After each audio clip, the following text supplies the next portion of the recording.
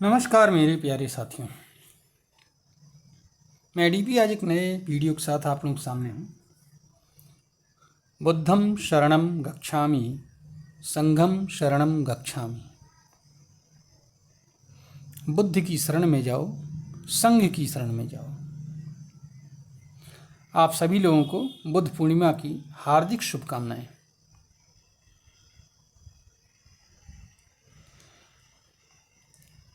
बुद्ध एक महामानव थे, देवता। अगर हिंदू माइथोलॉजी के हिसाब से देखें तो देवता थे। फिलहाल अगर हम उनके ऊपर से देवत्व का बोझ हटा दें तो महामानव की कैटेगरी में आते हैं। ऐसे लोग बहुत कम पैदा होते हैं। हजारों सालों के बाद भी, कई हजार साल के बाद में ऐसे लोग पैदा हुआ करते हैं। तो इसलिए चूँकि मैं मनुष्य हूँ, मनुष्य के रूप में ही उनको देखने का प्रयास करूँगा। तो ऐसे महामानव को आइए हम सभी लोग प्रणाम करें, अपना सर झुकाएं। आज मैं बुद्ध की चर्चा बुद्ध के रूप में नहीं करना चाहूँगा।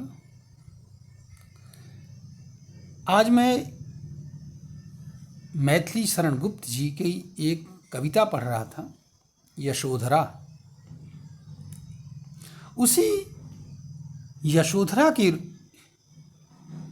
रूप के मन से मैं बुद्ध की चर्चा करना चाहूँगा। यशोधरा कैसे सोचती है?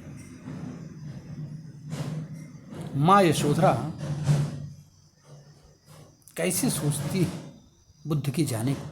आधी रात के वक्त बिना बताए हुए बुद्ध चले गए हैं।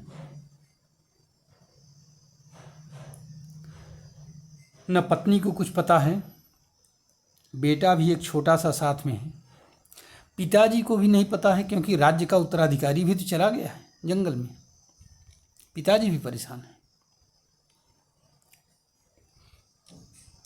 तो यशोधरा अपने सखियों से कहती है,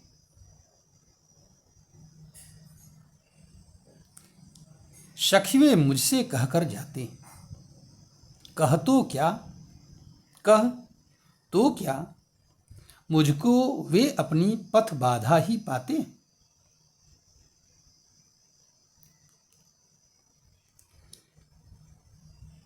यशोधरा एक कहने का प्रयास कर रही है कि अगर हमसे बता करके जाते तो क्या मैं उनके रास्ते को रोकती?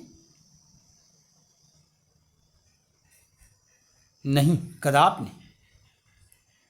कदाप नहीं रोकती, क्योंकि वे एक महान कार्य के लिए जा रहे थे ना। कविता लंबी है, आप लोग भी पढ़िएगा, इसको एंजॉय करिएगा इस कविता को। महान कार्य के लिए जा रहे थे। और मैं तो नहीं समझता हूँ कोई भारतीय नारी अपने पति को महान पथ पर अग्रसर होते हुए जान करके भी रास्ते में रोकेगी। कभी नहीं, ऐसा कभी नहीं हुआ, भारतीय परंपरा में तो नहीं हुआ। उसकी शिकायत है बुद्ध से कि क्यों नहीं बताया, बता करके जाते अगर जाना ही था तो। मैं थोड़े रुकती, मैं तो बल्कि उनको सजा बजा करके भेजती, अच्छी तरह से विदाई देती। कुछ समय के पश्चात बुद्ध को बुद्धत्व का ज्ञान हो गया। अपने 5 शिष्यों को उन्होंने उपदेश दिया सारनाथ में। बुद्ध की ख्याति चारों तरफ फैलने लगी। ये ख्याति फैलते फैलते कपिलवस्तु तक फैल गई। जब राजा शुद्धोधन ने सुना तो उन्होंने भेजा लोगों को कि जाओ कह दो कि पिताजी तुम्हें याद कर रहे हैं, बुला रहे हैं।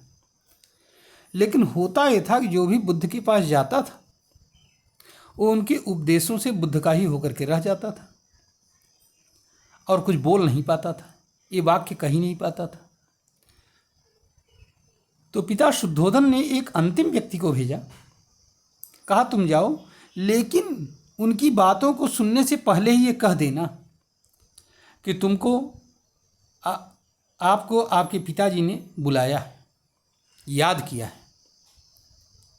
मिल लो बस, और तब फिर उनसे ज्ञान लेना। नहीं तो जैसे बहुत सारे गए और नहीं लौट करके आए, वैसे तुम भी करोगे, लौट करके नहीं आओगे ना बताओगे। फिलहाल हुआ यही कि वो गया और उसने बताया होगा, मैसेज किसी तरह से कन्वे हो गया बुद्ध को। तो बुद्ध गए, एक साधारण भिक्षुक की तरह कपिलवस्तु नगरी में प्रवेश किए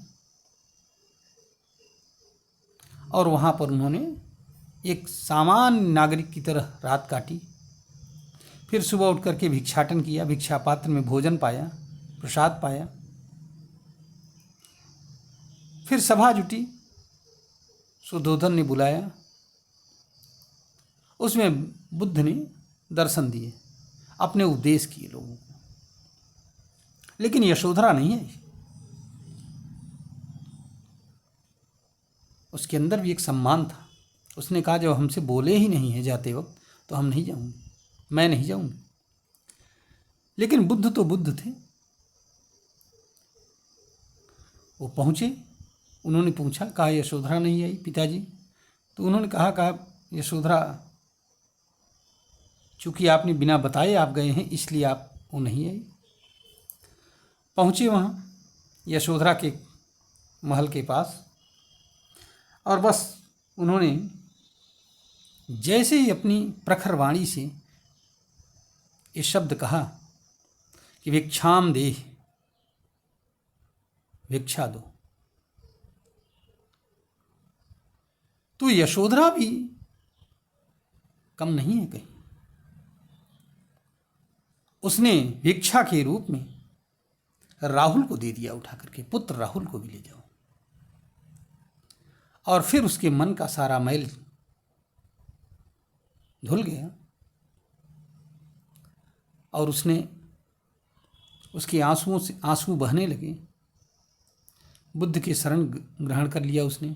कहा चलो ठीक है, तुम बिना बताए गए थे, लेकिन कम से कम हमारे दरवाजे पर आए तो मांगने के लिए, झुक करके तुमने मांगा तो। यह एक भारतीय नारी की परंपरा है जिसका निर्वहन यशोधरा यहाँ पर कर रही है। महान महान परंपरा का निर्वहन।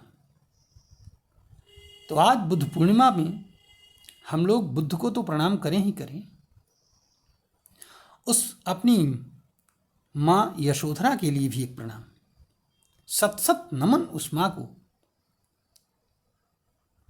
जिसने अपने पति की सफलता के लिए अपने पुत्र का हाथ भी दे दिया,